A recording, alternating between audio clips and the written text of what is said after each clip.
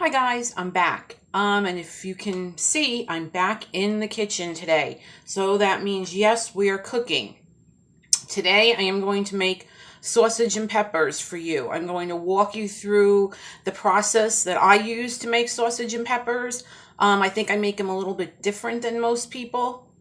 And I think you'll probably find it interesting and probably really like them. I've had no complaints about my sausage and peppers. Before I get started, I want to say hello, give a shout out to my cousins Mo and Nancy, Mo is my first official YouTube groupie. She is watching all my videos. I saw her last night and she was like, I'm fascinated with your videos, and she's not even a cook. She does not cook, but she said she was kind of inspired with making my meatballs. So, we'll see. Maybe I'll be making a cook out of some of you people out there who don't usually cook. Okay. First step with sausage and peppers. Your sausage. Now, I made this a couple weeks ago, and in the store, they didn't have, I usually buy ShopRite. They did not have ShopRite sweet Italian sausage, so I ended up buying the Premio, and it was a little more expensive. And I didn't realize it till later when I had cooked it. I was like, gee, this is weird. I usually have a lot of leftovers and I don't have them. And then I realized, you know what? They only have 6 little sausage links in a pack compared to ShopRite, who has 8 links in a pack. And it's cheaper. So yesterday they had the ShopRite, so I bought the ShopRite. To me, I did not taste a difference in the two. So I don't know why you'd want to buy the more expensive brand. It's up to you. But I have the ShopRite sweet Italian sausage. Now there's 8 links in here.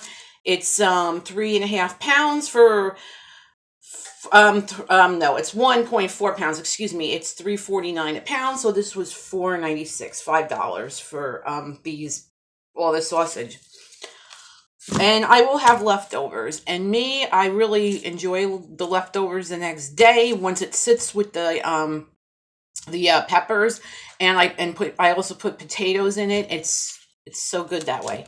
So hopefully I'm going to have leftovers this time. The first thing you're going to want to do, and I actually did a little bit ahead of time because I don't want this video to go on forever. But take your sausages, preheat your oven to 350.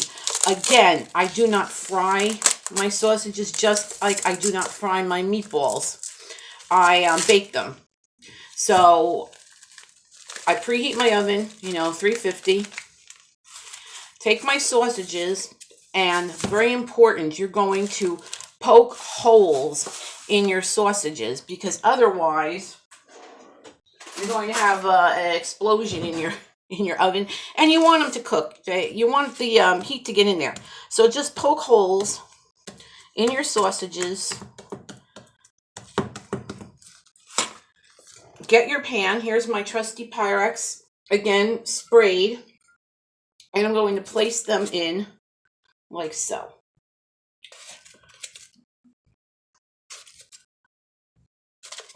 Or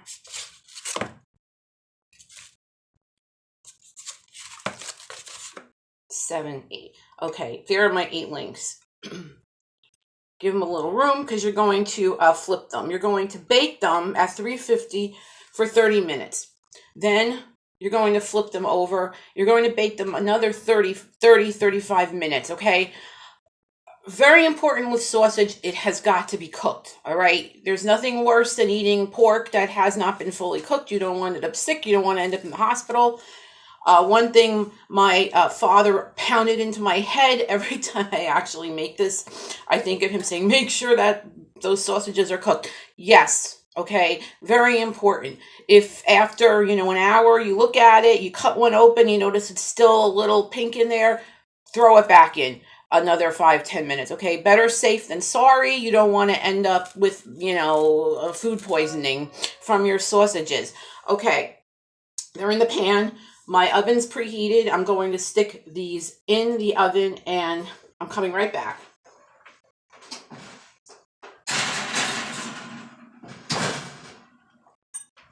I'm going to set my timer, my little Bumblebee timer, for 30 minutes.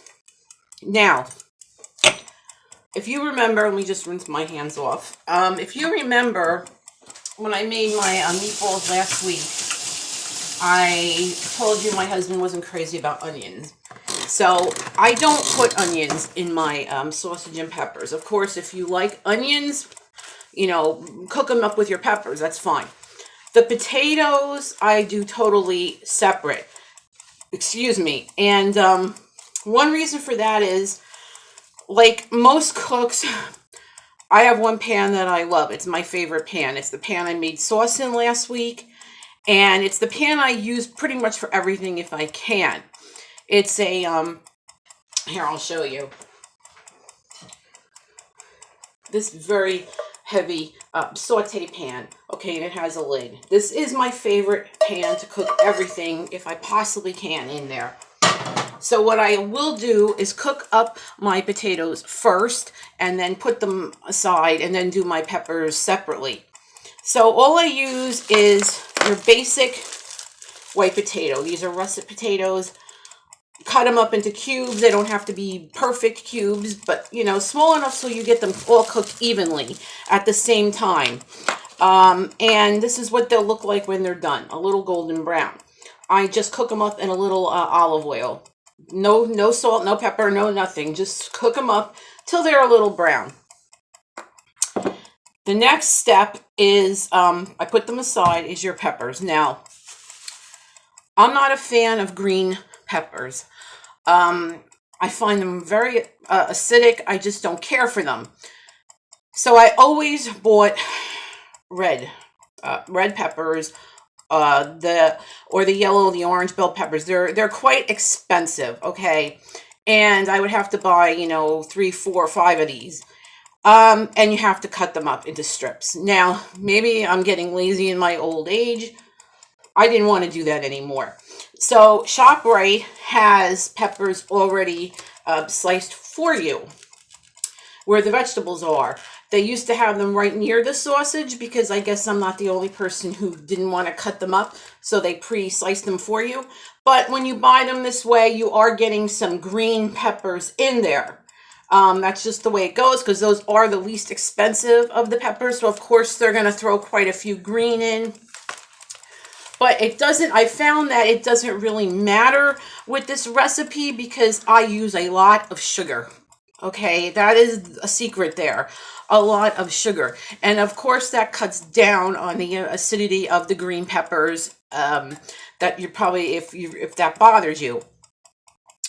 So what I'm going to do, because I don't want this video to go on forever, I'm going to end it now. I'm going to start cooking up my peppers because they take a while to soften in the pan I just showed you in a little bit of olive oil.